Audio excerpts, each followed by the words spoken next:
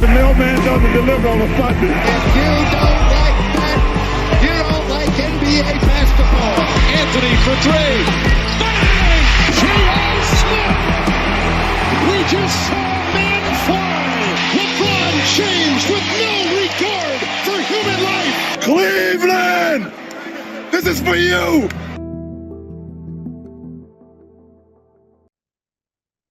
What's going on, everybody? Welcome back to another episode of Coast to Coast. I am Ronan Gain. Joining me as always, Chris Nambu. We're back to discuss the over-unders of the Western Conference teams. Last time out, we looked at the West, or last time out, we looked at the East. Flipping it over to the West, the far more interesting conference because there's just so many teams that are ready to win. Whoa. I think there's definitely a lot of, it depends what you're interested in. I think the Eastern Conference is interesting. If you like bad team, I like bad teams. I've evidenced that for a while now. Bad teams are fun to watch. Okay, that's fair enough. Justice for bad teams. We'll look at the teams that are more likely to be pushing for success, not just being fun to watch like the bad teams of the Eastern Conference. But we went bottom to top last time out. We're going to go top to bottom this time out. So let's just jump right into it. The Oklahoma City Thunder. 55.5 wins projected. Coming off a 57-win season. And they have gotten even better during this offseason, adding Caruso and Hartenstein. I mean, we talked about this before. I really think health is the only thing that's going to hold them back from being the number one seed in the West. Yeah, and I think just talking specifically on over-unders, the difficult thing that I think the odds makers have to put into account is how many times they're going to face X other team, and something that us fans in a second can't really process, because in the West, yes, in a vacuum, the Thunder did get better. They have young players who will improve, and we can talk a lot about that.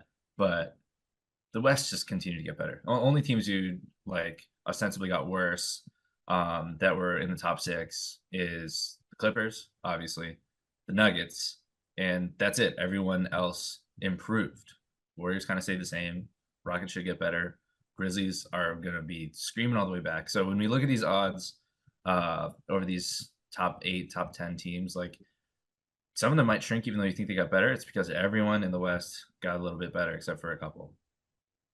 Yeah, absolutely. I mean, that's just the way things go in the Western Conference these days. It just seems to get stronger and stronger every year, and every year one fewer team is a tanking low team, and it's just the way it goes in the West. It's just insanely talented. I mean, I'm looking at the Thunder though as just, I mean, they could probably challenge the Nuggets now for having the best starting five in the Western Conference. I think now that the Nuggets have lost KCP, I think the Thunder will want to lay claim to that title in the Western Conference. You have Hartenstein in there, letting to see Chet playing at the 4, not having to see J-Dub play at the 4 so much. I think that's definitely a big deal. I mean, we're going to see a lot of Caruso as well, who's going to make a big difference for them.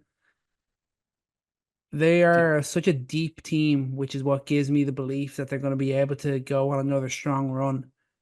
I know health, like I mentioned, health was a big thing for them last year. Like it was kind of like obviously they did a lot better than the Kings, but it was like similar sort of vibes to that Kings team 2 years ago, that health played such a big part in their success. That was a big part of it for the Thunder. So like I was mentioning, if that takes a little bit of a hit this year, that's kind of the only way I see them dropping off. But just the depth that they have, the all-around quality of their role players, it's gonna be tough to see anyone bettering them, especially in the regular season. Oh yeah, like it's funny that we're at this point now. I think we started to see it before last season, and even the season before that. The red shirt year for Chet was really interesting, where we're like, okay, do they make a move? Do they make a move? Do they really elevate their play? Because this team's very fun. Yet rookie Jalen Williams is doing some things.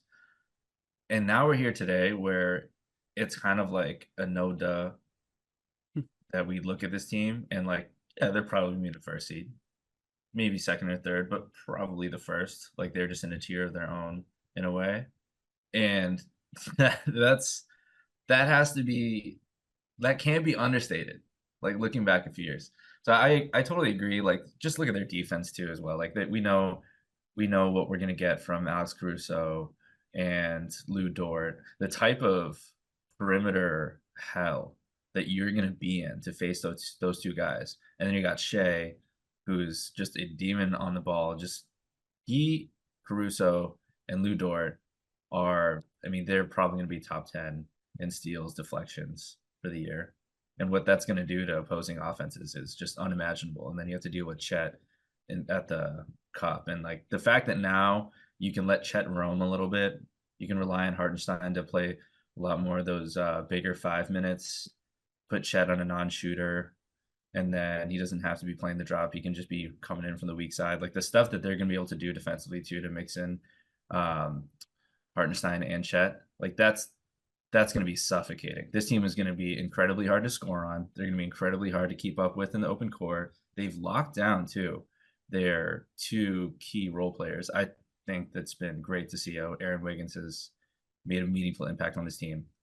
A guy that they've slowly developed, and he's come along, and now he's a great 3-and-D guy. Isaiah Joe is their sniper.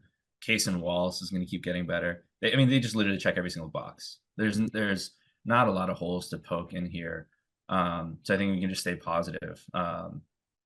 Predict Chet Holmgren's stat line next year. Put you on the spot. Let's see. I'm gonna go 18 and 8 with 2 blocks a game. 18 points, 8 boards.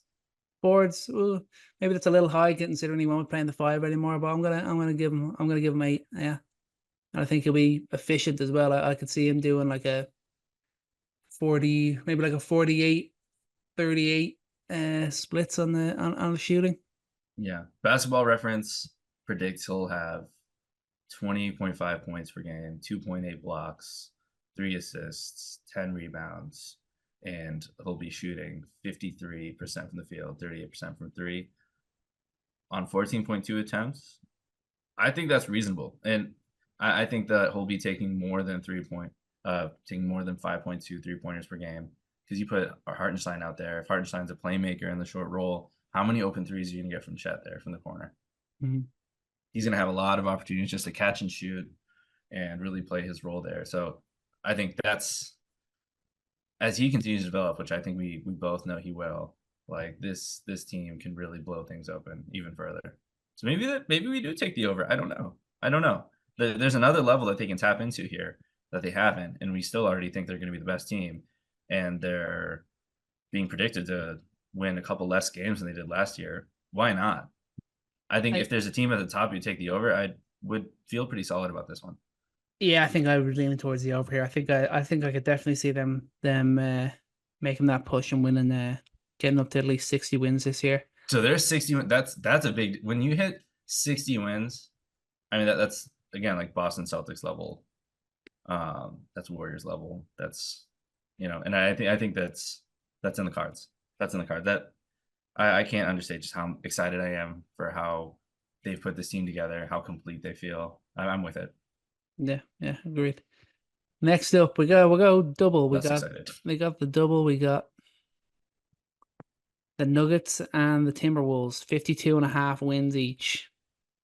This is like a potential rivalry in the making, maybe here. The Nuggets had 57 wins last year. The Wolves had 56. Timberwolves beat them in 7 games in the playoffs. Where do you want to start here? You want to start with the Nuggets? You want to start with the Timberwolves? Let's make it quick on the Nuggets, because I think not much has changed since what we talked about them when the rumblings were there for Westbrook and they didn't re-sign KCP.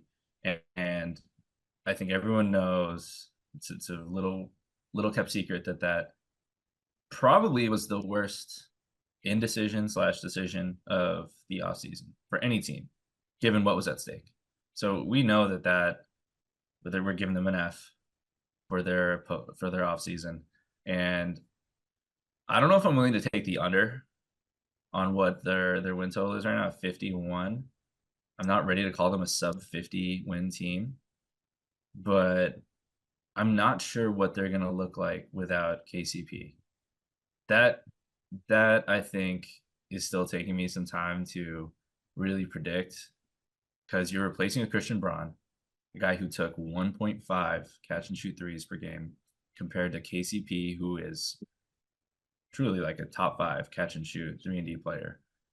So just the spacing that they're going to have out there and the roster flexibility without real veterans, now that you're just trying to plug in other young guys like Julian Strawther. Like Julian Strawther could potentially be on the bench after 2 weeks. That's how Malone rolls. If he's just not obviously ready, which Summer League didn't instruct us that he obviously is ready, then I mean they could have a rough go pretty early on. I'm not predicting that they're going to be winning more than 52.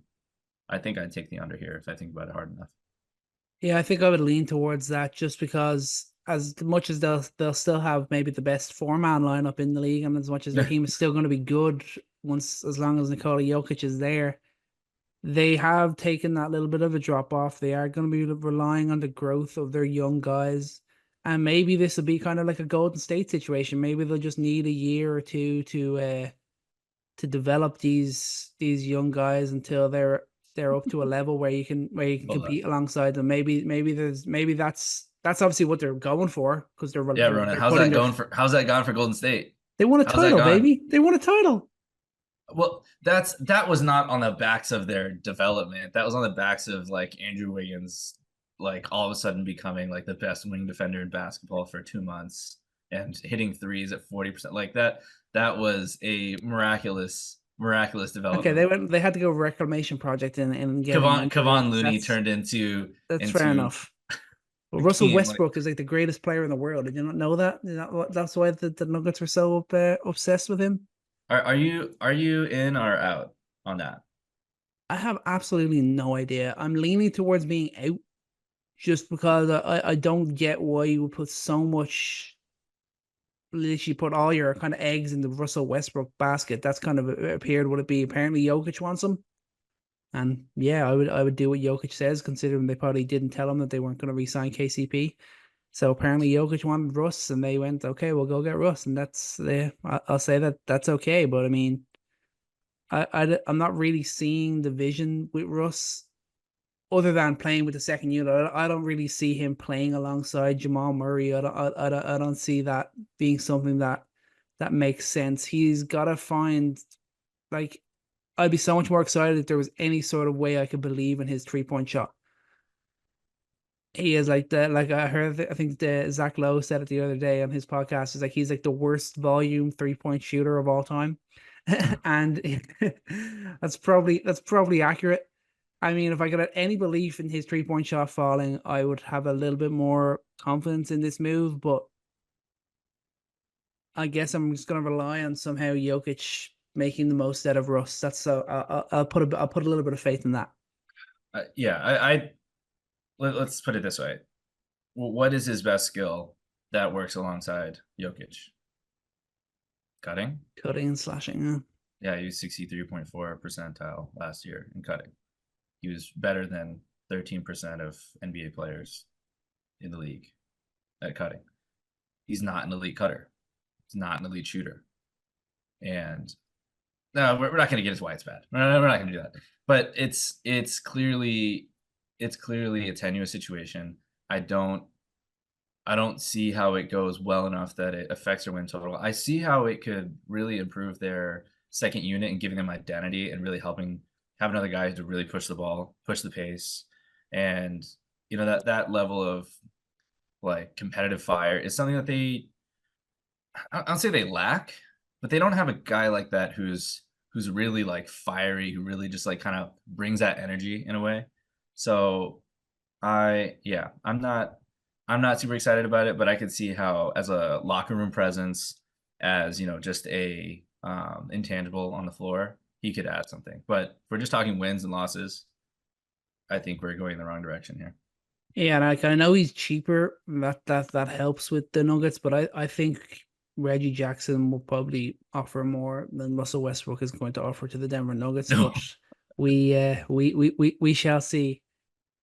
And then the Timberwolves, 52.5 wins expected. They're coming off a 56-win season.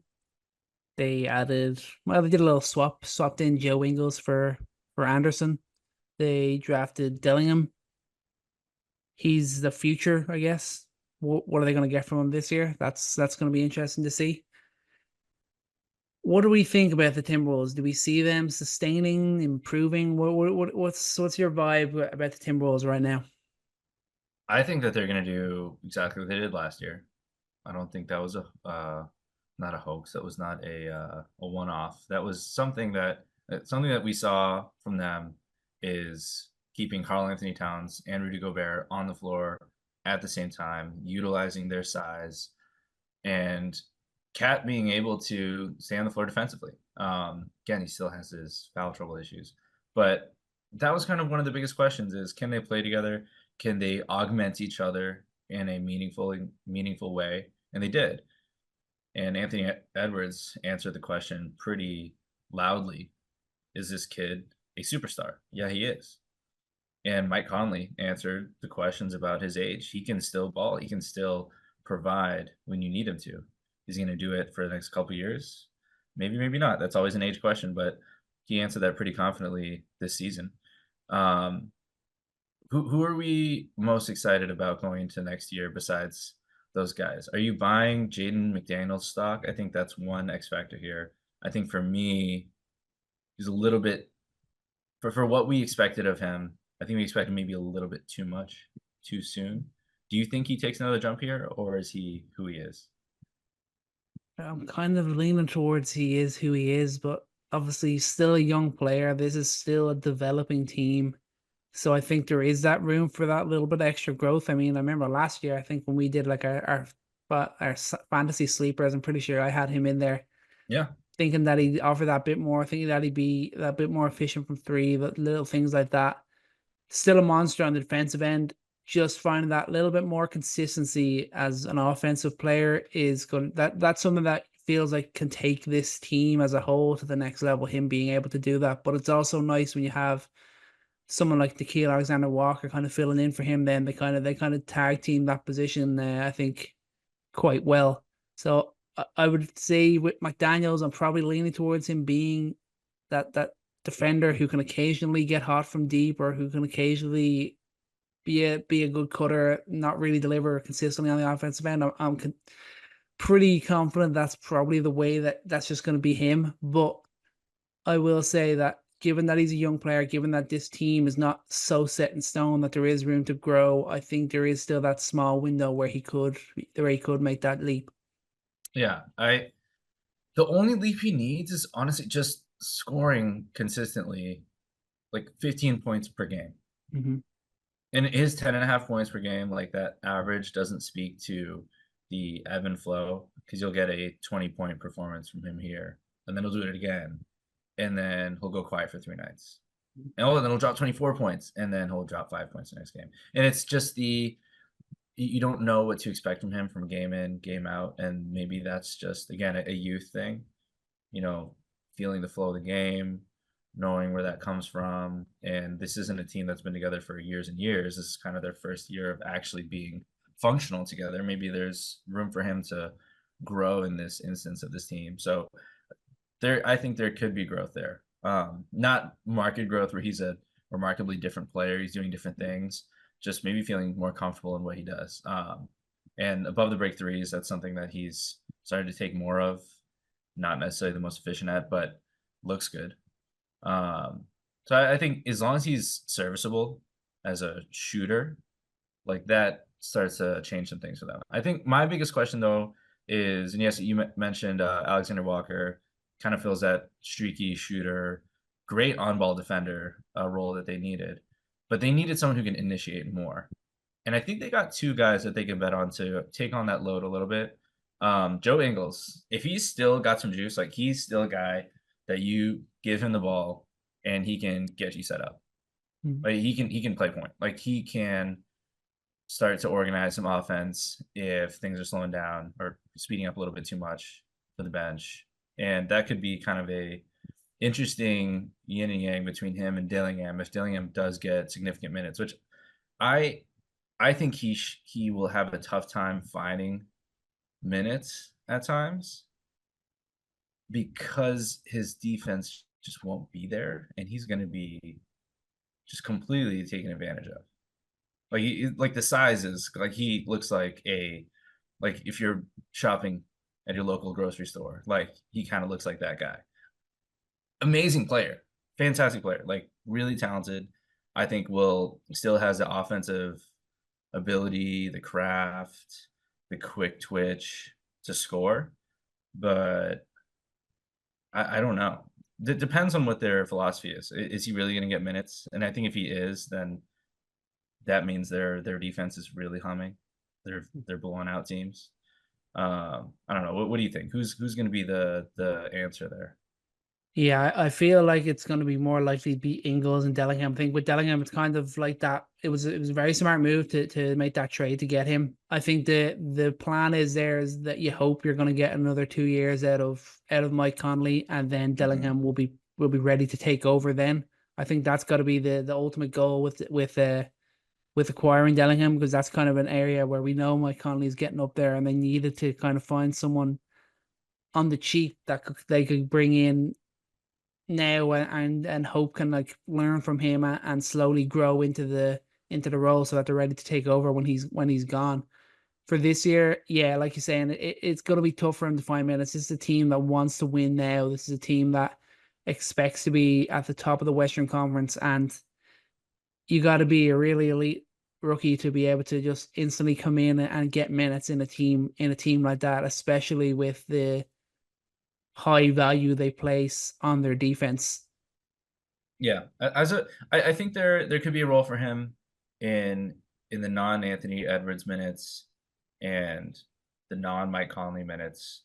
If you need 15 minutes from him to get in and initiate offense and get things going off the dribble, get some paint touches, then sure, I think he could do that.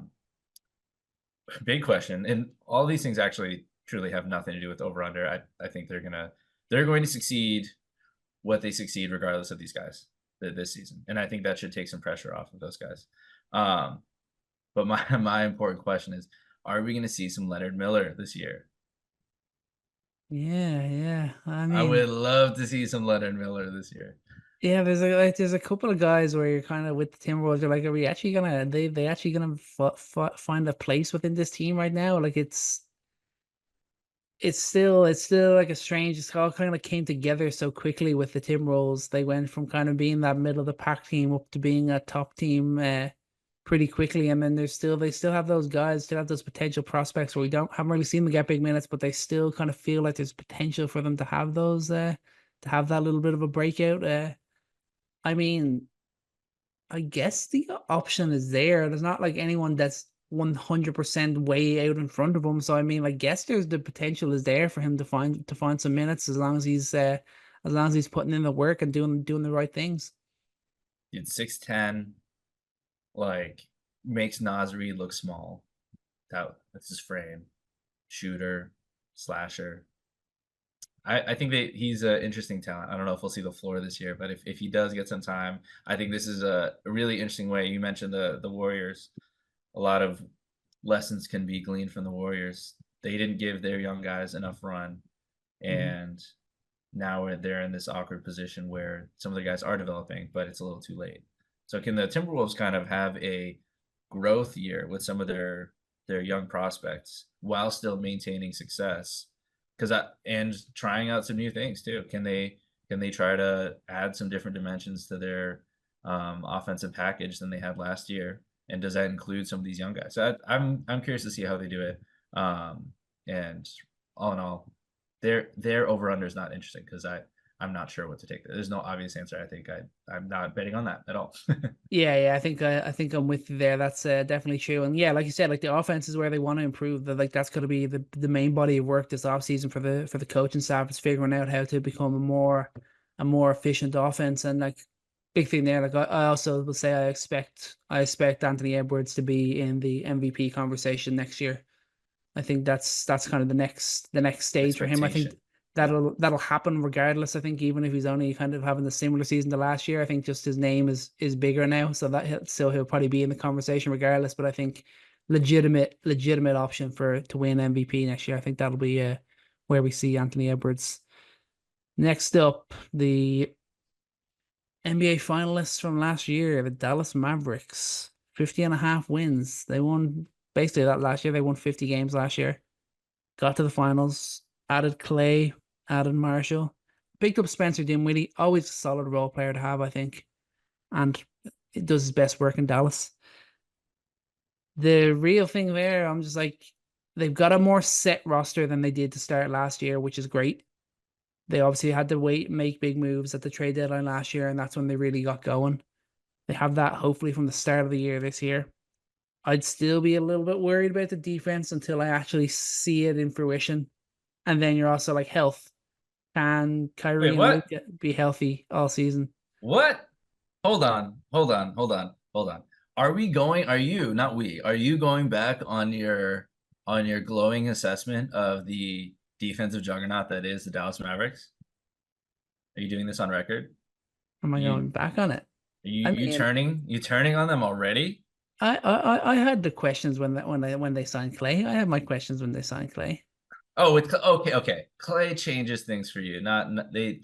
You are feeling like they got significantly worse defensively by adding Clay. Not significantly worse, but they lost their player that guards the opposing team's best player in Derrick Jones Jr., and that's going to have an impact. Fair. Okay, fair. But do you believe in PJ Washington enough, like you did before, that he makes up for that? Totally setting you up here. Yeah, I mean, I want to say yes. I feel like if he does that, we'll see him take a hit offensively. I think that's something that I could see happening with PJ. I guess that's going to be his role now. I don't think they're going to rely on Clay to guard the opposing team's best player. So yeah, I guess he'll have to take up that mantra now. But yeah, I mean, I'm not saying it's definitely going to happen, but I will have to wait and see on that. I'll need to see it with my own eyes to make a prediction. At the moment, in my mind, their defense is going to take a little bit of a hit. Yeah. Not the rim protection. Like Gafford and Lively still going to be huge there. What sort of level does Kyrie play at during the regular season? That the little things like that. Yeah, I think they can take a page out of the Bucks and Coach Bud's system, page out of their book. Look at how they completely eliminated the rim in the regular season. Allowed bad teams to take a lot of threes, forced good shooters to move around and live with everyone else shooting. And the Bucks consistently put together great defenses over the years because they had elite rim protectors. Mm-hmm. And they had a couple guys who could scramble. But I think that they could still put together some pretty good defense, just given the fact that they are consistently alternating between Gafford and Lively, who are going to continue to be elite rim protectors. They're going to be rotating between PJ Washington and Maxi Kleber, who are two guys who I think are some of the best switchable wings / bigs in the league. And then who knows? They're also another team that I'm interested in if they can squeeze in some player development minutes during the season here. Max Prosper is a guy who did not see the floor last year. They're very excited about his defensive potential. Quentin Grimes, he's not in development. We know what he get from him. Can Quentin Grimes continue to expand his game defensively?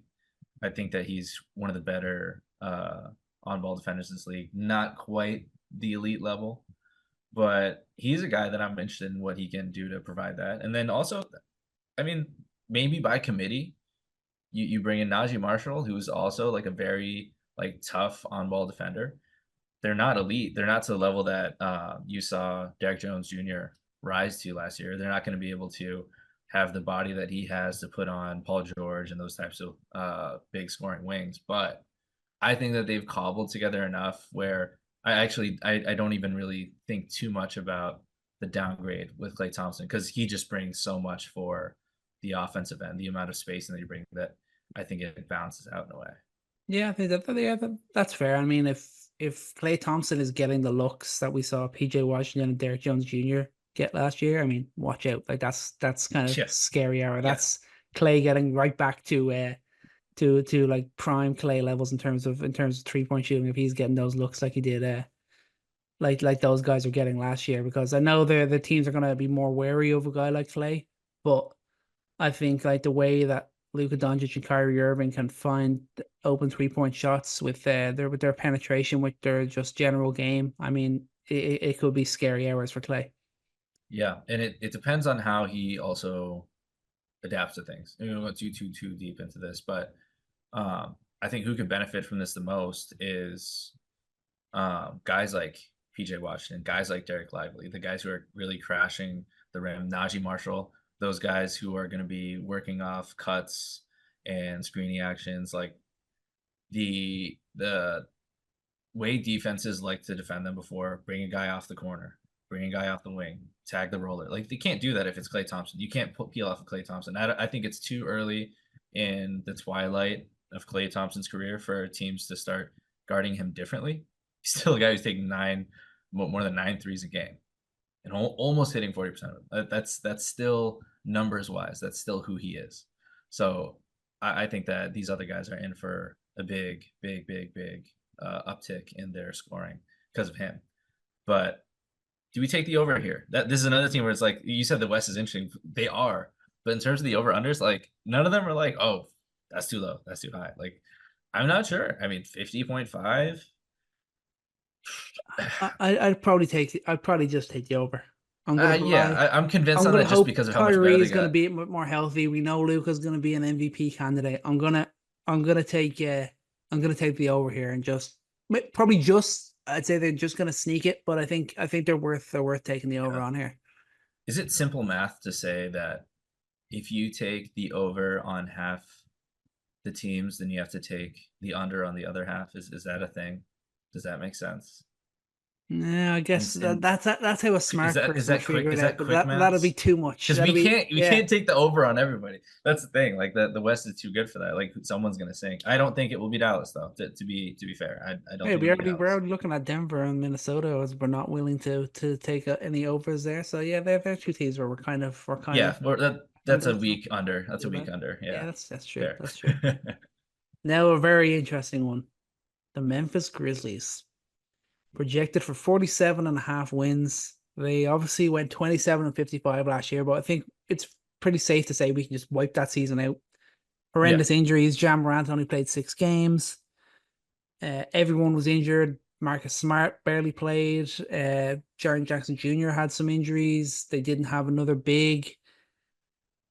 If they're healthy this year, and more importantly, if Zach Edey can instantly have an impact, then I'm like, yeah, give this team 50 wins, no problem. I mean, that's what they were doing before. Their team, if we have Smart, Morant, Bain, Jaren Jackson Jr., Edey, and Edey is like reliable, and you can feel confident playing him 25 minutes a game. Like that's a really, really good team, and like they can do some big things. Yeah, he might have to play more. That's the thing I'm worried about. So him getting injured in Summer League was my only red flag. The NBA readiness, it's hard to judge that from Summer League, honestly, because it's not the same level, especially front court players. It's not the same level. But he was one of those guys that made everyone look like not the same level. Like it looked like you brought down an NBA player who just beat the crap out of everybody, got a rebound, posted up everybody. Like he looked that good where I have no concern. I'm not going to be quick to say that he's going to be ready in the first 6 months, but look at Derek Jones Jr. or Derek Lively, rookie last year. And even coming into the NBA season, like what we saw from him from Duke didn't tell us everything. Like I think we still had some expectations he would take a couple of years. I think Zach Edey looks more ready than that. He does look more ready than that. And he's going to be like, this screen setting is absolutely there. And that's what you need for Ja Morant, honestly. Like if he is setting like 10 really good crushing screens a game for Ja Morant, like that's what you need. If he's grabbing 10, 11 boards per game, that's what you need. It does not matter if he scores 6 points a game, which he won't. I think he'll be averaging a double-double as a rookie because of the amount of boards and putbacks that he gets. So I guess all that to say, I'm not worried about Zach Edey. I'm curious about the other guys. So I think my question is, where do the new guys like Gigi Jackson and Vince Williams, who I think were just, really nice outcomes for a lost season last year. Like, what you want to see is, all right, season's going to shit. Do we have anyone that can develop if we give them minutes? And they did. Gigi Jackson looked great. Vince Williams looks like a great rotation wing. And fun fact, you like having cutters around Ja Morant. You like having guys who run with them. Those guys respectively were 96th and 95th percentile as cutters in the league. They were among the league's elite cutters. So you'd bring in two guys who fit that perfectly. But my question is shooting. You don't have Tyus Jones anymore. You don't have, the idea of Luke Kennard, even though he's still an idea. I don't even know where he is. Maybe he'll be a Chinese idea at some point. And the talk is he's going to go back to Memphis, but nothing official. Good. I think they actually do need a guy that, hey, no one's hitting a shot. We need someone to at least convince the other team that he's going to shoot the ball. So Gigi Jackson and Vince Williams, neither of them shot over to catch and shoot threes last year. Overall, I think they have potential. They have good stroke. They're shooting right around 37, 38% from three, but the volume's just not there yet. So if that is a part of their game that develops, that's when this team actually really blows up. Yeah, that's where they're going to be heavily reliant on Bane and Jaren Jackson Jr. To pick up that slack there. That's definitely say slight concern. They're going to have to be so heavily reliant on them. But yeah, like you said, that those guys being able to make that leap, and hopefully that you see it happen more. They're just going to be forced into doing it, and hopefully they can come out on the right side of that. So I got to ask you, like, are you all in and back in on your Grizzlies bandwagon? Yeah. Oh yeah, absolutely. It's because of Edey. I think Edey can be that good. My only hesitation, and I believe also in Jackson and Williams, I think those two guys are really solid NBA players. And Ja Morant has already shown me that he is that guy. Desmond Bane has already showed me that he is that guy. He is the perfect Robin to Ja Morant. And I already know what we get out of Jaren Jackson Jr. I already know that you got a former defensive player, that you got 2 defensive players of the year on this team. They got all those ingredients. And when it's just, okay, can these 2 role players who I already believe in be really good and shoot the three a little bit more? Not a lot more. Like, I'm just talking like 3 catch and shoot threes a game. Shoot that 38% for that. Like, that's marginal improvement that I think, based on what you see from their shooting form, they can do. And I guess it just hinges on, can Zach Edey be healthy? So I like Santi Aldama. You throw him in the lineup for 12 minutes at the 5, handful more minutes at the 4, like, he'll space the floor. He can do things. He's a rim protector and he can space the floor. Like, I like him. And you got Brandon Clark coming back. He can play some small ball 5. Remember him? Oh yeah. Like, the West is in for a rude awakening if they are not ready for the Memphis Grizzlies, because they got everything back. They got a couple interesting, X factors in these young guys. And if Zach Edey can be healthy, and dude, if he's playing 28 minutes a game, he's healthy for the whole season, like, this team's complete. That's the part when people are crazy about, like, oh, why did they draft a center that early, blah blah blah. Like, he can't shoot. Doesn't matter. What he does replaces what you got from Steven Adams, and Steven Adams was a huge part of their success because of his elite box out ability, because of his elite screening ability, and what that does to open up these players on this team. Like, this team is going to be scary, and I'm smashing the over. This is an interesting over under, because that's too low. Yeah, I mean, I'm so interested to talk about Zach Edey. I'm pretty sure you laughed off Zach Edey when I was talking about him during our draft episode. I think that, pretty sure that you had some question marks. No. Well, I laugh. The notion that Zach Edey as an individual talent was worthy of a lottery pick was questionable. I think that's what I was probably questioning. Not laughing at, because I think he's still, but it's all situational though. Like, this is one of those few cases you see in a draft where the fit outmatches the potential. So his fit for what he does and how it makes this team complete makes this a home run pick and a home run match. Good Because cover. that's exactly what they needed to unlock a potential top 5 player or top 10 player in this league. And I mean, John Morant was knocking on the door of being that kind of guy. The way that we're talking about Anthony Edwards, like that's the same light that we were talking about Ja before he got hurt, before he had those issues off the court. So I think they're fully ready to come back and do some crazy stuff. And hopefully they keep all that other noise out of the locker room. Yeah, that's definitely the big thing. But that was a good answer there. You covered yourself well. Phoenix Suns now. There's another very interesting one. 46.5 wins projected. Coming off a very disappointing 49-33 first season with their big three. Crashed out miserably in the playoffs playing up against the Timberwolves. But they have made moves to address the two huge problems that everyone was talking about all of last season. And for the position that they were in, the margins that they were working on, they've done a great job. Yeah. They've got Mason Plumlee in as the backup center. And they not only did they get Monte Morris, but they managed to convince Tyus Jones to come to Phoenix on a minimum deal for 1 year. That is a huge, huge pickup that I didn't think the Phoenix Suns had in them. And they retained Bol. So Bol eventually, we keep talking about him. Eventually he's going to be that star y'all were waiting for. Not. But yes, Tyus Jones. Let's talk about Tyus Jones.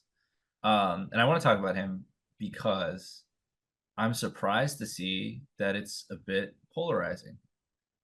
Some people think, oh my God, this opened up the Suns. They're going to be so much better now. And then some other people are saying, well, he got played off the floor at times when he was on the Grizzlies in the playoffs because he's too small, can't defend, blah, blah, blah. What camp are you in? If we're thinking ultimate goals, which is this is what happens when you amass this many stars on a team, that you fast forward the conversation out of the regular season into the playoffs. Does Tyus Jones change their ultimate fate? Yes, slightly. I'm slightly more buoyed on the Phoenix Suns after making that addition. I think they've got themselves a legit place setter, that's going to run the offense run, that's going to shoot well from three. He's that efficient modern day point guard that they were crying out for last year. I think he's going to do a good job of getting everyone involved in the offense. And I think that is so important because there was so much stretches last year where the offense just looked so clunky and so all over the place that it just turned into a mess. And I think he's going to definitely fix those problems. Defensively, yeah. I mean, how good of a defense can you have with him, Booker, and Beal on the floor at the same time? Hard to make a call there, but I think maybe when you get like a guy like there's going to be minutes where we see Royce O'Neal in there. That's gonna cover up from that. Like re-signing him, that was big. So I think there's cover there, and we know their new head coach Mike Budenholzer is a regular season wins machine and a guy who knows how to set up a defense, whatever players that he has there to do it. He'll find a way to make this team successful defensively. Like they were 13th last year, which was a miracle. I mean, if they can match that again with Tyus Jones leading the offense, like that makes me think that they can improve on their regular season. I still am not sure if I want to jump in on them being playoff successful, but in terms of the regular season, I think that would make me feel confident to hitting the over there. I'm not ready to do that. I'm not ready. I mean, the crazy thing is that they won almost 50 games last year, and the notion on this team, you would think that they won 38 games, didn't make the playoffs, but they did not have enough health last year to show us what they were capable of. They didn't have that continuity because of their health issues, and they didn't have a point guard. What does having a true point guard who has led the league the last 3 years in assist to turnover ratio, does not make mistakes, makes everyone around him better. And the fact that also he only had, 1.5 turnovers per game on the Wizards. Yeah.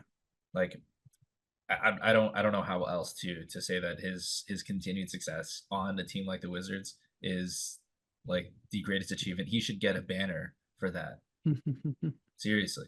And I think that the way that he's going to unlock Beal and Booker, especially Booker. Booker is going to have a bounce back year because he's going to have a point guard next to him that's going to set him up. He's one of the best off ball scorers in this league.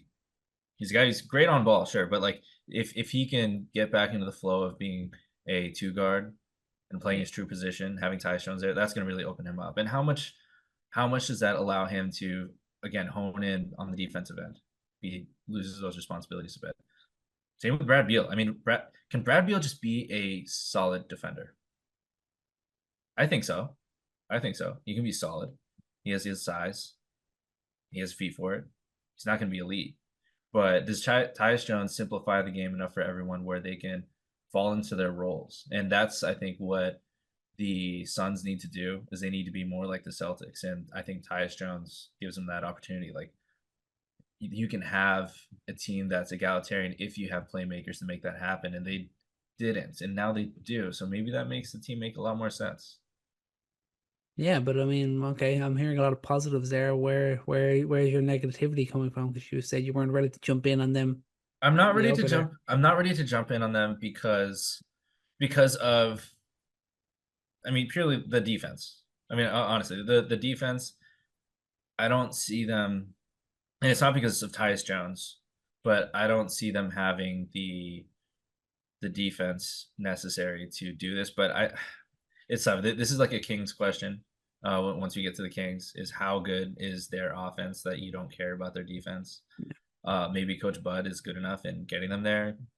Kevin Durant playing a little bit more rim protector than last year.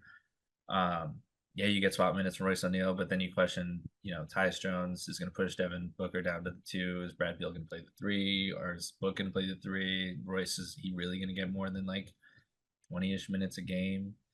So I guess I still need to see it in action before I fully believe in it. I think Tyus Jones make their offense better, but as a whole, I think the West is getting a lot better, and I'm not sold. I'm going to be wrong about this, but in my heart, I'm not sold. I know I'm going to be wrong. I'm tending to agree because I like just so all in on this, like this ultimate fit of this big three just not being right. That's not, and I think we're going to see that I think we're ultimately going to see that in the playoffs. But let's not get it wrong here. It'll be wrong if we saw a Coach Bud team not win 50 games in the regular season like that. Especially with these teams, yeah. I mean, that's the right answer. I just feel wrong. I think that's the right answer, to be fair. So I'll tentatively agree that the over is probably correct here. Yeah, I think it's fair, but I think the question marks remain, and I think we're going to see that come playoff time. The Kings, you just mentioned them, also projected for 46.5 wins. They won 46 games last year. They've added DeMar DeRozan. Now you're like, okay, safe to say their defense is going to get worse, but also the potential for their offense to get back to the level that it was at 2 years ago. So what sort of middle ground is there to think that this team can get better? This is where the math starts to come in, man. Like who is not going to win more games? Because not everyone can win more games. Well, you tell me. You tell me. I'm stuck on them because I'm so 50-50. I'm just going to be in a circle. Yeah, I mean, like I'm just such a big guy. I'm such a believer in great offense being able to overcome great defense, which makes me want to believe that they can get 47, 48 win season, getting the offense back up. But then without a leap from Keegan Murray, especially defensively, you're kind of like, this could be a bad defense, not just a mid defense. This could be a team that has a bad defense, and that's where you're like, maybe they'll only get to like 43, 44. But if they can get that offense back to the levels that we saw 2 years ago, then you can have belief in them. I believe enough in the fourth quarter scoring that you'll get from Fox, and now also from DeMar DeRozan. Mm-hmm. They're going to be favored in close games. I believe enough in the way that DeMar DeRozan elevates players around him through his playmaking, through his consistent scoring. I think a lot of off-ball players can just benefit from the gravity that he has there. I think on so many ways, just his locker room presence too, and the competitive nature that he brings, like that is going to be an overall benefit. The defensive side is well documented, well known, and it's not to say that Harrison Barnes is like this elite defender now. Like he has not been that for a little while, but it is a downgrade on the defensive end. You also don't have Davion Mitchell, who they never really use consistently anyways, but just another defensive tool that they don't have. You're expecting Keon Ellis to continue to be a beast on that end. Has to be like Caruso for them. I mean, he kind of has been like I'm really curious how much he can continue improving his game. Like a shooter was solid too. He can probably do some more of that. I believe in that. But in terms of over under, does DeMar DeRozan bring me to a point where I think they're going to win more games than that because of the offense? And the answer to that is yes, absolutely. So I would hit the over on that. I would hold my breath on the outcome ultimately, just because I still think that you need to have a balanced team in the West to win. The Suns proved that through and through. But going from what was the 13th best offense last year to being, I think, if you're a top three, I think you're happy. If you're a top three and you say whatever to defense, and you go sink back down to last year they were 14th in defense, maybe they're 18th, 19th. I think you can live with that. I think you live with those results and you lean in on your greatest strength, which is on the offensive end of the floor, and you see what you can do with Sabonis, DeRozan, and Fox, and you just run with it. And I think that they're going to have a great season. Yeah, I think that's clearly the plan. I think that's what they're going with. I think they know that's the type of coach and Mike Brown is. Like, get him as much offensive assets as you can, and he will figure a way to turn him into an elite offense. And that's gonna be their ride or die. That's what they're gonna live or die on that hill, the elite offensive hill. That's gonna be their plan. And I think I agree with you. Next up, the Pelicans. This one, oh man, I don't even know what to think about the Pelicans. They're projected for 45.5 wins. They won 49 games last year, but the roster just doesn't make any sense. We still don't know what's going to happen with Brandon Ingram. Yeah, it's hard to say right now. Who they're going to be their starters. Like, what's the plan? Is DeJounte Murray really going to take over leading this team as the point guard? Are we going to see McCollum coming off the bench? What? There's still so many question marks for this team, and they still don't have a center, which is a pretty big hole. What are we going to play Zion at the 5? We're going to turn Brandon Ingram into their center. Like, what is the plan in New Orleans? Because they still feel so close yet so far from being a real like contender in the West. Yeah, I mean, a lot of teams feel that way right now, right? Mm-hmm.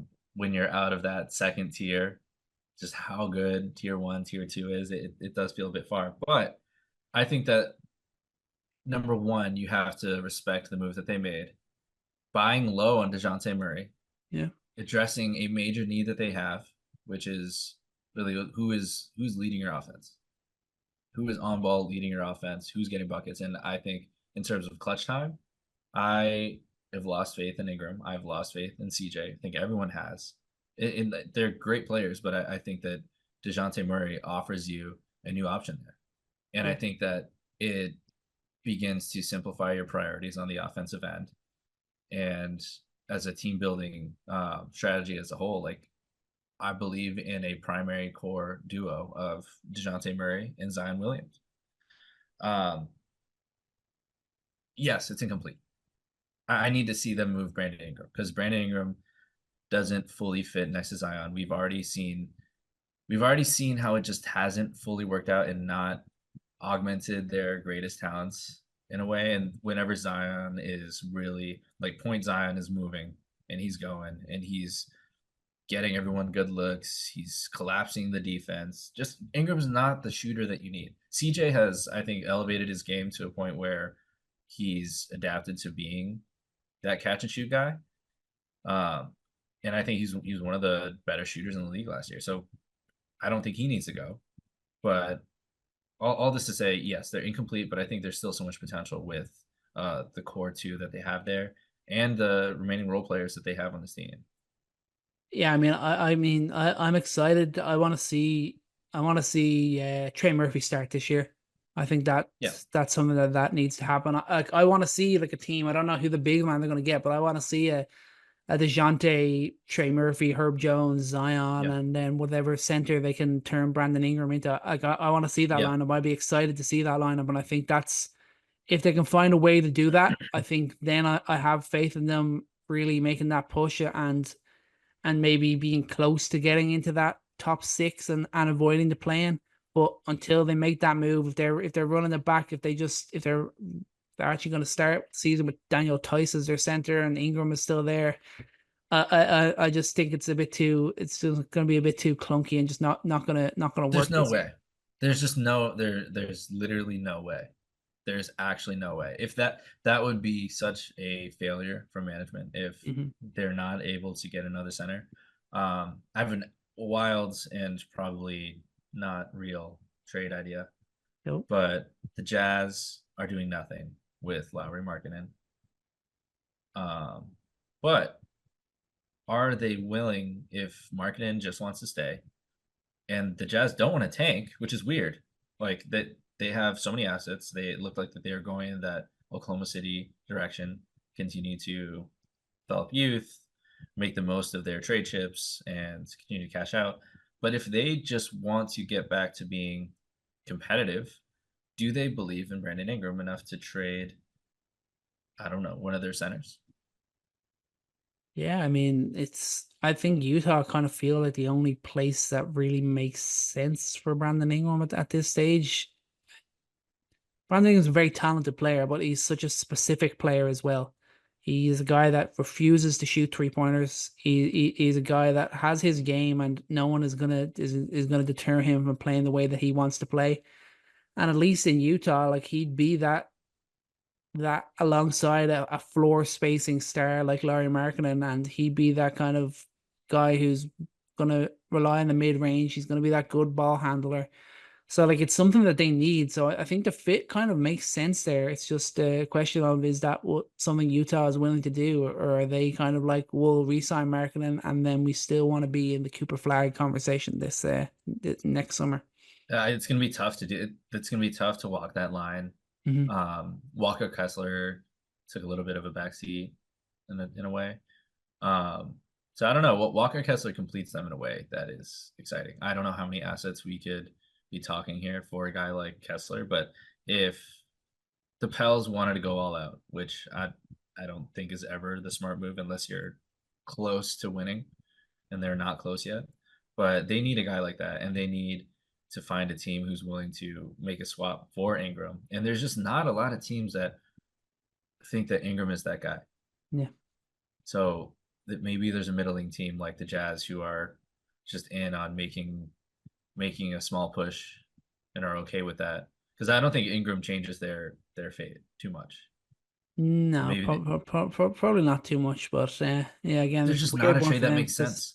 there isn't that. Yeah, like that's the biggest thing. Like it's tough. Like their front office needs to be on their A game to try and convince some team or work some way of turning Brandon Ingram into someone that can contribute to this team right now, and that obviously most likely being a center. But yeah, Pelicans still like the DeJounte move, but still got some figuring out to do here. I mean that would now you're scaring me because it's not impossible that we are on opening night and they just have not been able to make a move and this is the roster. And yeah, that you still have the season to make an in-season trade, but then we've seen that's not ideal. You need to have training camp. This is something that they need to fix fast because it's starting to get a little worrisome. Yeah, absolutely. I think they're a team where it's another just big question mark over the over under. Wouldn't So I be guess wouldn't be we'll have to give them the under then. yeah. We'll lean towards As the a under. default. Yeah. Then the Lakers. I mean, there's not too much to say here. 44.5 wins projected. They love taking the under. I think the last like 4 years, I think the Lakers have gone under their projected win totals. They won 47 games last year. They've made no major additions. I don't think you can rely on AD and LeBron being as healthy as they were last year. So, I mean, I'm kind of like, they're going to be somewhere around that ball mark. They're going to be a couple of wins either side of this mark, I think. But they have to make moves. They need to get some. They, like I said at the start, they need to get Cam Johnson on this team. I'm convinced of that. They have to turn Rui Hachimura into Cam Johnson and hopefully find a way to add a big man who can play some Turn sort of water into consistent wine. minutes. Yeah, so a big man that can play kind of consistent minutes and have AD play some moments at the four. That's what they had to find a way to make that happen. If not, Yeah. they're gonna be in the play-in again, and maybe not even in the 7-8 game, maybe in the 9-10 game now. Yeah, it seems the Lakers are just not interested in making creative trades like that. Probably won't happen. Yes, it fixes a lot if it does. Dalton connects, interesting. Can he play defense at the deep NBA level? Maybe not. Maybe. He can definitely be a great contribution for their offensive end. He's going to be a huge upgrade over Cam Reddish. He's going to be a huge upgrade over Max Christie, I think. Does Gabe Vincent exist this year? Yeah, that's important. That would be cool. I love Gabe Vincent, but he just, how many ankles does he have left? How many? I don't know. But Jalen Hood-Schifino, I don't say that as a joke. I'm being serious. But hey, he was not healthy last year, so they had great belief in him as a prospect. Is he a guy that can be a contributor this year now that he's healthy? Maybe. But obviously, these are not guys that you want to be relying on to change the fate of this season. Christian Wood is not someone to rely on. Jackson Hayes, not someone to rely on. Cam Reddish, I've paddled away. I haven't looked back. I'm no longer on that island. It's not coming. The Cam Reddish comeback, guys, it's never happened. Sorry to say. Everyone probably already knew it before I did. But so there's just 3 guys on this team that don't belong on this roster at all. There's question marks from a red-shirted rookie, essentially, an older rookie, and we're not going to mention Bronny James. I just did. But there's now 3 young guys who are totally unproven that you're going to have to hope work something out. There's just too many question marks for you to not take the under here, and it's just sad as we watch LeBron dominate on the international stage that his team, yet again, cannot put together a sensible roster around him.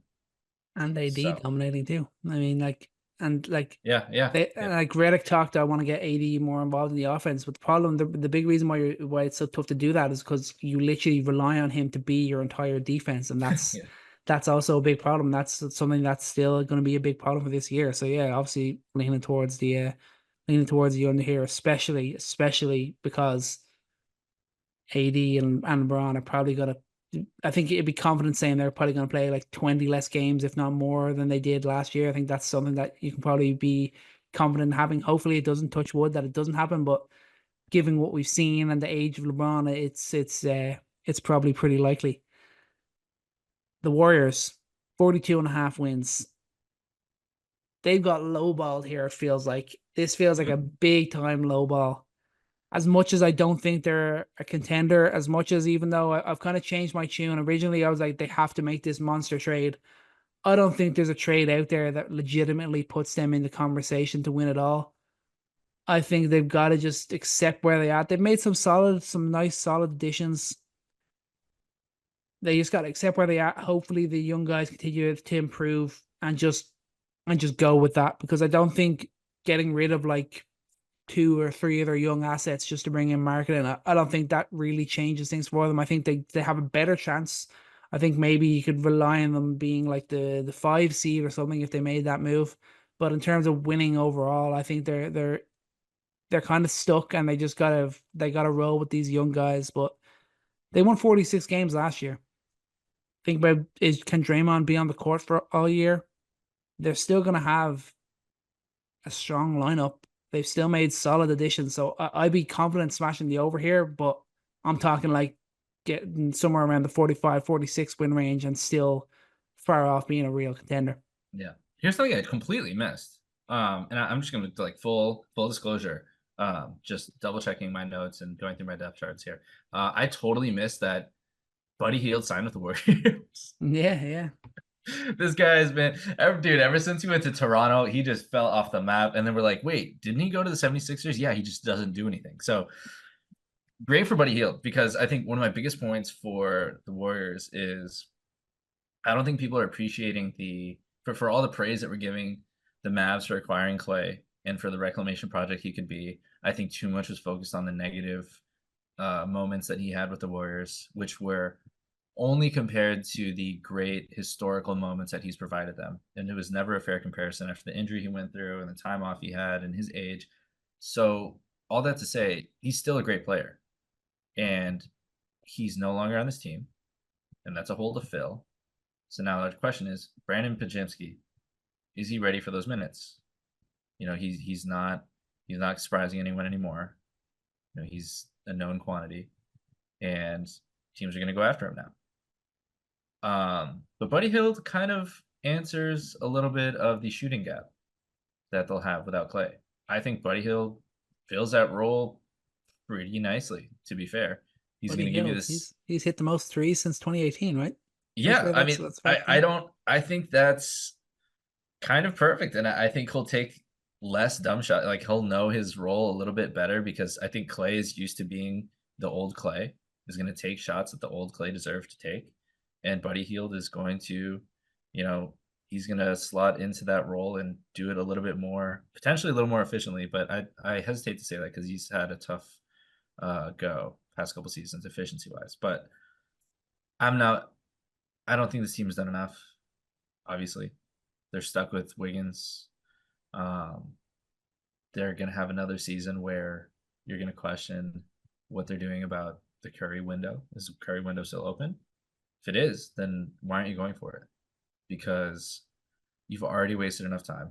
And I know that you're not in on marketing and changing the course of this franchise, but I think what would change the course of this franchise even more is if Curry wanted out. Mm-hmm. Yeah, that's fair. I don't get me wrong. I totally respect them going all in. I'm trying to keep that window open for Curry. Like, I'd be so all in on them doing it. It's just like them doing it. I just don't think that trade is really gonna vault them over like the Mavs, over the Timberwolves, over the Nuggets, over the Thunder. I just don't think it really puts them in that realm of conversation. But I mean, it's sad with Andrew Wiggins. Like, I don't want to go too much into it, because I know he's dealing with stuff off the court, but I don't know what exactly it is that's going on. But it just kind of feels like this is why we've never really seen him be that number one pick talent level player that we thought he was going to be coming out of the draft. And it's just too much going on outside off the court, and that's why we haven't really seen the best of him. Thankfully, we got that flash and where he was a big part of them winning the title, but I think the rest of it since then, we've kind of seen why he's kind of bounced around a little bit, why he's been a bit of a flaky player throughout his career. Yeah, we won't speculate on it, and it seems like it's pretty clear that the team understands whatever has been going on. But yeah, on the court, he's just such a burden on their finances right now. They can't do anything. They can't do anything without getting rid of him. No one's going to take him, and they're not going to send off picks. And that's why I think he is such a negative there, that replacing him with an asset kind of makes sense. If you believe Markkanen's going to get better on this team, which I think he would, absolutely. If Markkanen gets better on this squad, he's also an asset. You can reclaim those assets that you lost. Look at the Nets. That's what they did. Yeah. And that doesn't mean, so Markkanen still has a window beyond Curry's, I think, to continue to be I think, all-star caliber player. And he's a guy that could fit any team. So he's not like this like limited asset that you're not sure if you'll be able to recoup it if things don't work out in the next couple of years. I think you still absolutely could with him, and even maybe grow it a little bit. So I still think I'm all in on them making that move, because you do that for your players like Curry. You do that for your players like LeBron James. Yeah. So that's fair. Yeah. Yeah, no, I think that's fair. I guess the part of the extension, the looming extension, is probably something that's probably playing a little bit on the minds of the Warriors too, and just the Jazz just being tough to deal with, and they haven't really Danny they Ainge. haven't made a decision on whether they want to trade or not, and it doesn't like Markkinen. I guess Markkinen's happy in Utah. That's the first place he's gone where he's really felt like the guy, and he's really been the guy. Like that's the first time we've seen it. So why would he want to? Why would he want to leave? But Well, the beautiful thing that, like, imagine in Golden State, yes, Steph Curry is the guy, but Markkinen's role, I mean, he's not a guy that's like on ball, on ball, on ball. But I think he fits that system so well I that he would agree. continue to have that role. Like he would still be a starred feature on this team. Like there's no Kuminga, I guess maybe would cut into that a little bit, but I think both of them would play well off each other too. I mean, I think it's a right move for both because I think he fits great with that team, and I also think the Jazz need to just be bad for at least a year, at least for the next Yeah. draft, because the next And draft is the going to be so assets they strong. get for him would be totally worth it. Yeah, they Would be need to totally be. worth it. They need to actually be bad and not just like solid for like the first half of the year and then bad for the second half of the year, because that always just leaves them in the middle of the pack. They need to actually be bad. So I think it'd be a right move for them to trade Markkanen because they're going to get a big package for him. Next up, the Rockets, also at 42.5. They won 41 games last year. A lot of young players. A lot of young players in this. They have the most young assets, I think, of any team like ever. A lot of guys still that need to prove something to themselves, something to the league. What's the plan? I'm like, what is their lineup? They already have a plan of what their lineup is going to be next year because it could be any number of things. They're still kind of talking about being in the trade market for that superstar. If that star becomes available, they're going to pursue them. That would make sense. It's all a bit up in the air with the Houston Rockets, and that's the like I want to believe in them winning because I think Ime Udoka is a great coach. I think they have a lot of talent, and I think if Şengün hadn't gone down last year, I think you could legitimately have seen them be in the play-in tournament. So I mean, I'm kind of leaning towards taking the over on them, but it's also very messy with how many players they have and how many guys that will be demanding minutes too. Yeah, like how I'm stuck on what you said earlier about like them making a trade for a star because I think that's a type of move that makes sense for a team like this where you see who really crystallizes as the go-to guy as the lead guys on out of these young players because even though Jalen Green had his moments, even though Alperen Şengün had his moments, like you still saw some crazy stuff from Amen Thompson. Not to say he's the go-to guy. He's more of a like amazing cog in a crazy good defensive machine. Like a point guard who can play center. That's how good he is at rebound. That's how athletic he is. That's how much defense he can provide. Like literally switch 1 through 5 in some situations. And then you still have Cam Whitmore, who I think a lot of teams are still intrigued about where he could go. Like, is he better than Jalen Green 2 years from now? I don't think anyone can confidently answer that. And that I think maybe that's more on Jalen Green to fully pull away from the pack. And just rotation guys like Tari Eason. I think Tari Eason's a fantastic player who did not get to showcase a lot because of his injury last year. But I think he's a guy that could be a fixture in the NBA as one of the best two-way players in this league. Like they have some guys that they need to make decisions on. Jabari Smith Jr., I think that he's probably a keeper. But if you consolidated this, you traded some of these guys to a team with a star that maybe needs to go in another direction. I don't know, like a Heat Jimmy Butler situation. Is that a move that makes sense? Maybe. Because I think that there's just too many mouths to feed. You cannot develop all these players. Reed Shepherd just had a fantastic summer league and looks like he could be a player you want to rock with for a long time. So what do you do here? Who do you believe in the most, I guess, is the most important question. Yeah, I mean that's still the question that remains to be answered. I'm becoming more and more convinced that either Jalen Green or Alperen Şengün are going to be like the crown jewel in any trade package they offer to get a star. That's kind of my thinking. I feel like at least one of them will not be on this team maybe a year from now, maybe 2 years from now. And that's kind of my thinking there. I'm kind of looking at the lineup for next year. I'm like, I guess you're going to still have to have Jalen Green as your starter.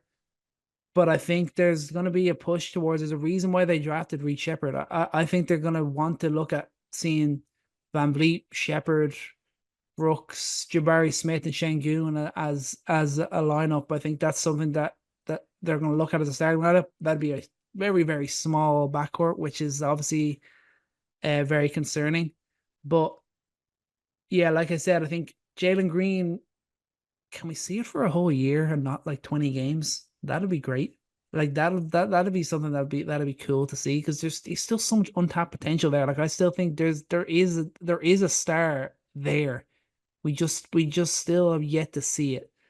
So Yeah, I think so.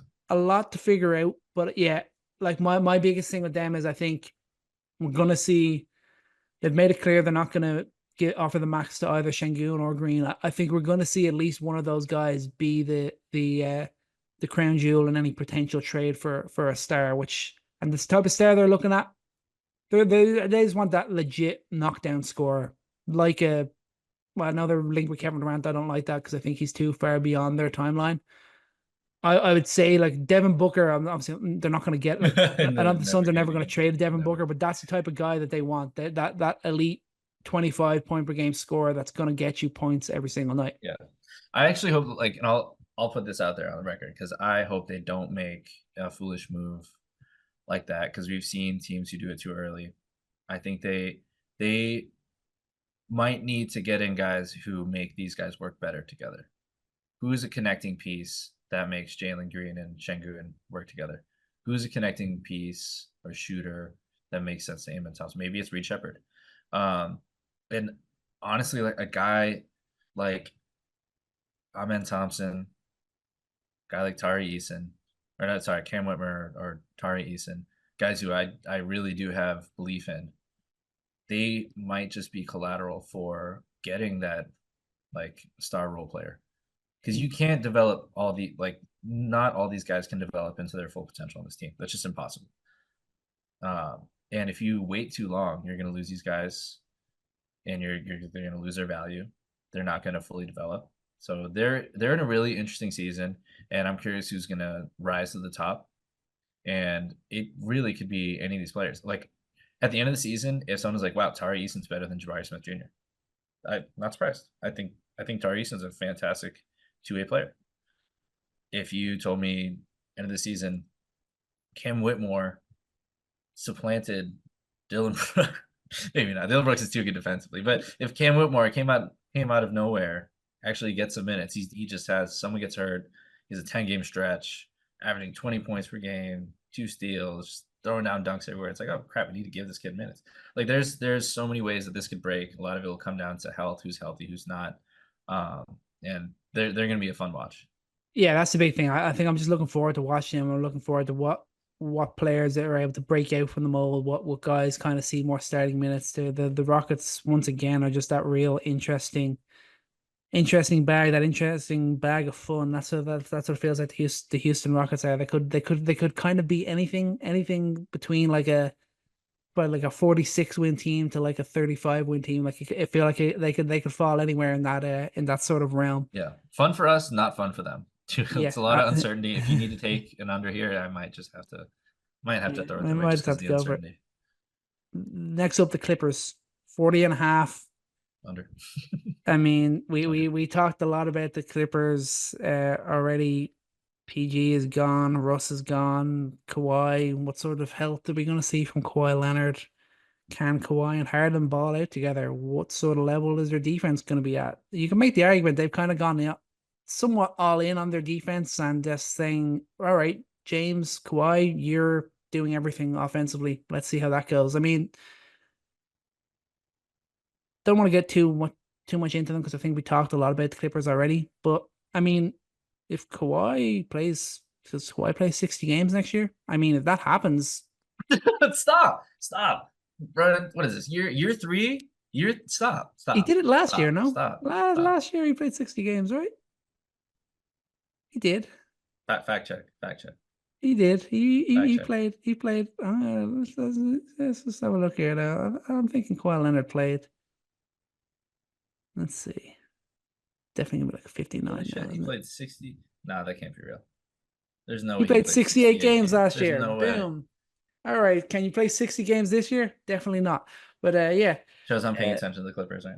I mean, the Clippers are going to be forgotten about unless Kawhi is healthy. If not, we're going to just see Yeah. Harden going all out there and dropping 30 every night, 30 and 10 still. Can he still do that on a losing team? Maybe. There's probably a good chance we're going to get to see that this year. I mean, Harden is also like a walking playoff seed. Like, I think he gets you there. I think he sets up this team well enough for them to get there. I think Kawhi Leonard's good enough to on both ends to get them there. I think they have enough good role players. That's why I mean some of the Western Conference teams are less interesting because they're like, oh, solid. Like this is a solid team. I'm not worried about them not making the playoffs. I think I'm still just floored at them not retaining Paul George because it's a sunk cost thing. Yeah, you don't want to just like keep going with the thing that does not work. A lot of it was just unfortunate health. And if Kawhi was healthy in the playoffs, maybe you have a different story. I mean, do the Clippers face off the Celtics in the finals if everyone's healthy? Maybe, I don't know. But it's tough to say that losing Paul George and adding in Derrick Jones Jr. doesn't make them a significantly worse team. Duh. Yeah. But it is what it is. Yeah, I mean, like 68 games. Wow. All right. let's wait and see with the I'm Clippers. sorry. Does Kawhi play 60 games next year? If so, him and Harden, they can definitely lead them back to the playoffs. They're not going to be a top 3, top 4 seed, but I think definitely don't sleep on them if we've got a healthy Kawhi Leonard. Next up, a team I know you're probably excited to talk about, the San Antonio Spurs, projected to win 35.5 games this year, coming off a 22-win season.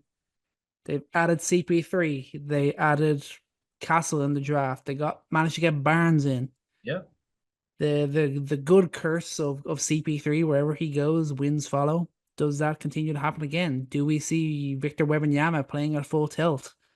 Does Devin Vassell grow more? I mean, just the Wemby thing. Do we see Wemby play full minutes this year? Does he instantly become a top 15, top 10 player? Like, is that what we're going to see straight away? Because if that's the case, then you're smashing me over here.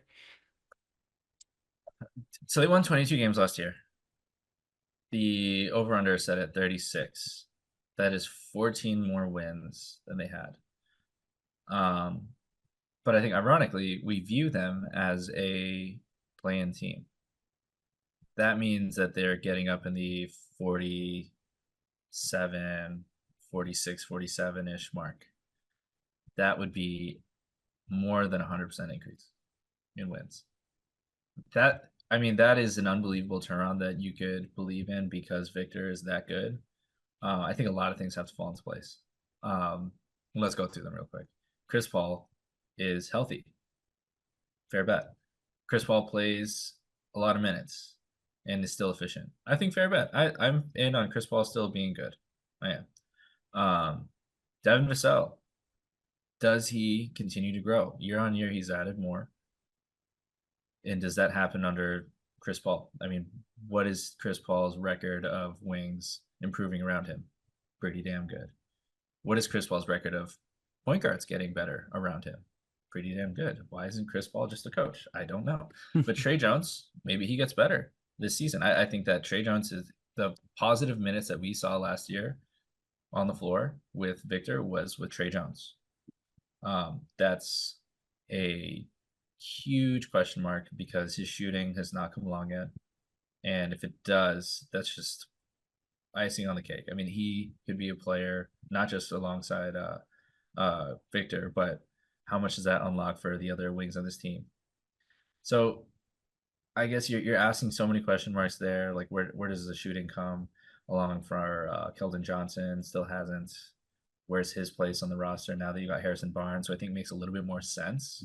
That's something that needs to be worked out. Maybe if he's a guy that wants to continue growing on this team, maybe there's not really that role if they're serious about winning, and Harrison Barnes is just a more sensible option at the wing than him.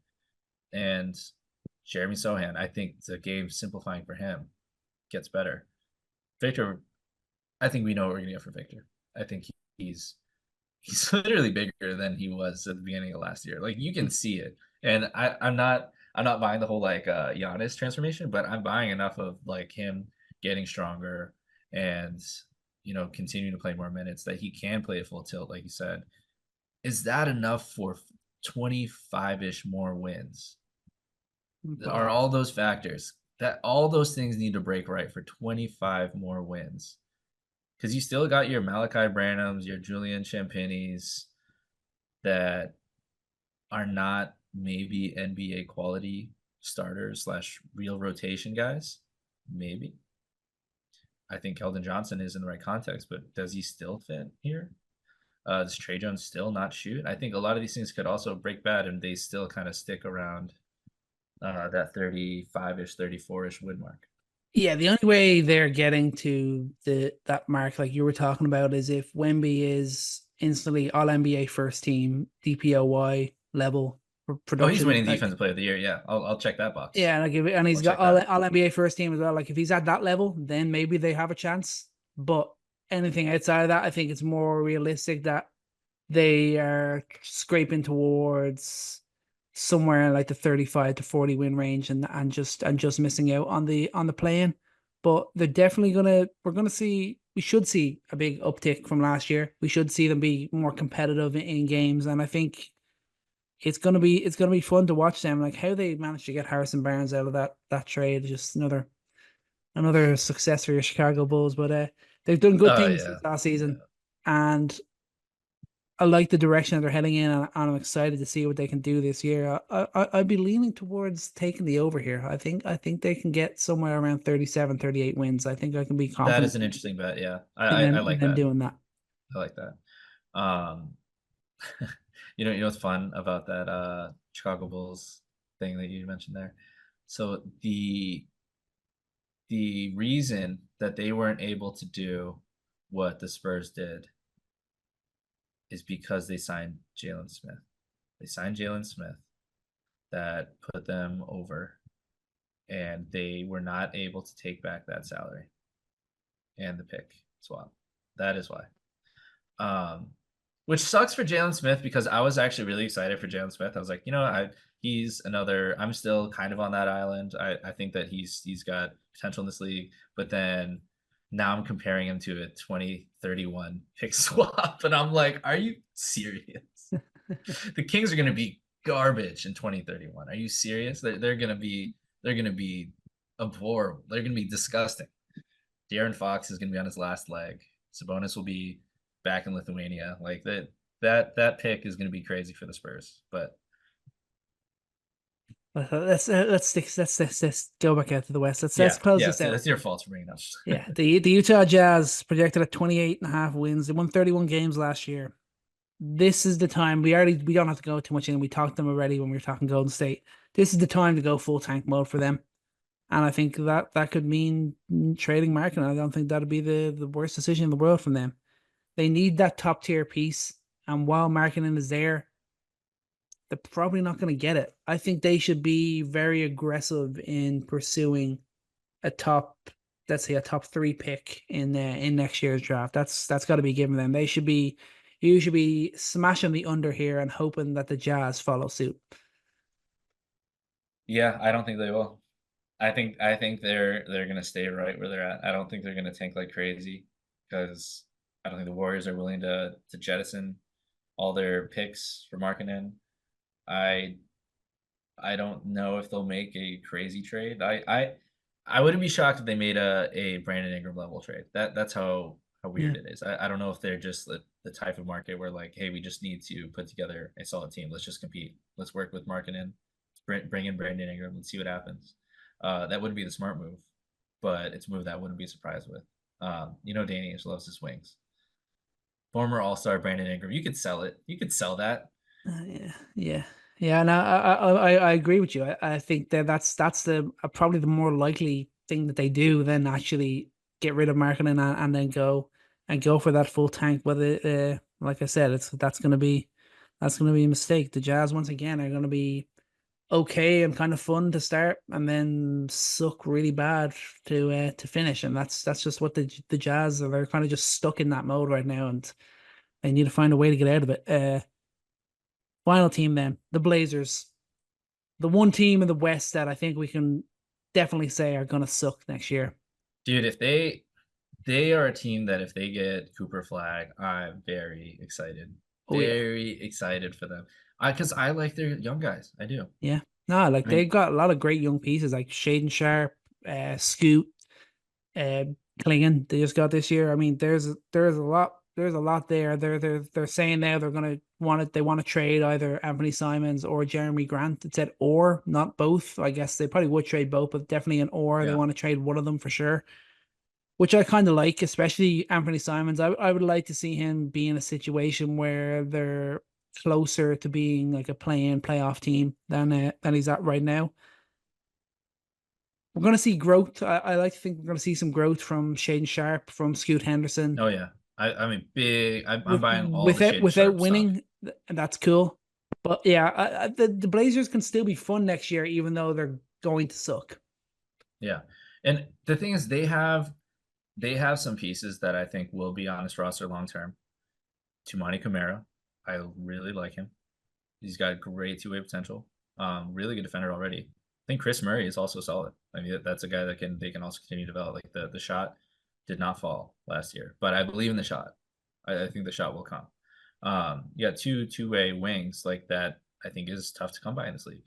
And Klingon definitely be on the team a long time. That I think Sharp, I think is he the best guy on a team? Will be a question that will come. I think he's that kind of prospect where he started from absolute scratch, and the fact that he's already a 16 point per game scorer in this league is kind of surprising. To be honest, I thought it would come a little bit slower. But Scoot is the question mark for me. I still think that his floor is like a starting level point guard. But I mean, the ceiling that we talked about when he was coming into the league was so much higher than that. So if they find their way into the lottery and get a guy like Cooper Flag, and these guys are still kind of cooking, and it takes that third season from Scoot, takes that next season from Sharp, and they take a jump, and they got a guy like Flag, that would be interesting. So under, absolutely take it. But within the next 3 years, like they have some players I believe in, and they have more opportunities to grow their treasure chest here. Grant is definitely going to be gone. I don't know why they would keep Simons. I think he deserves to be on a team that you can contribute to. And he's just, I mean, timeline wise, they don't have to trade him. He's 24. Yeah. I mean, he's going to continue to be a productive volume 3-point shooter, creator off the dribble. Like he's going to continue to have his role wherever he goes. But as it is, like what is he going to do? Come off the bench for one of these young guys? That's going to be a tough ask for a veteran on their team. But yeah, this is kind of like they're in a more safe situation than the Rockets, where I think if their path forward makes a little bit more sense than the Rockets, where you just have too much. And I think they have just the right balance here in Portland, and they should have an exciting future coming up. Yeah, they're going to have an exciting future. They're going to win like 17 games next year, but we're going to see some fun Maybe from less. Klingon. Yeah, maybe less. Maybe less. See some Jeremy fun from Grant Klingon, being gone, there's maybe some less. fun from Scoot, some fun from Shaden Sharp. Hopefully, Shaden Sharp can be that type of like walking highlight reel. That's the type of athleticism that he has, the explosiveness that he has. Like they're going to be full tank mode, but they're gonna have a little bit of fun along the way. But that's going to wrap up the Western Conference. Coast to coast. We did it all. We touched on every team. Like it's what we do. It's in the name, coast to coast. We get everything covered. Interesting to kind of take a large look at a broader look at some of the teams, and interesting just kind of nitpick at little things that could turn team seasons around. But again, the West is going to be stacked. The West is going to be uber competitive, especially in like the like 10-5 or 10-6 kind of range of the play-in and playoffs. Like that's going to be uber competitive to try and avoid the play-in and even try and avoid that 9-10 seed. But we'll see how it plays out. We'll see if any more trades go down over the next few months heading into the season. And remember, we got the Damian Lillard trade, September last year. That was pretty soon before the season started. And we could see something again like that happen. But when it does, we'll be here to cover it all. But for today, that's going to do it. Chris, thank you so much for joining me. Thank you all so much for listening. Remember, we are everywhere on social media at Coast to Coast NBA. And most importantly, remember to take every shot and love every moment. Peace out.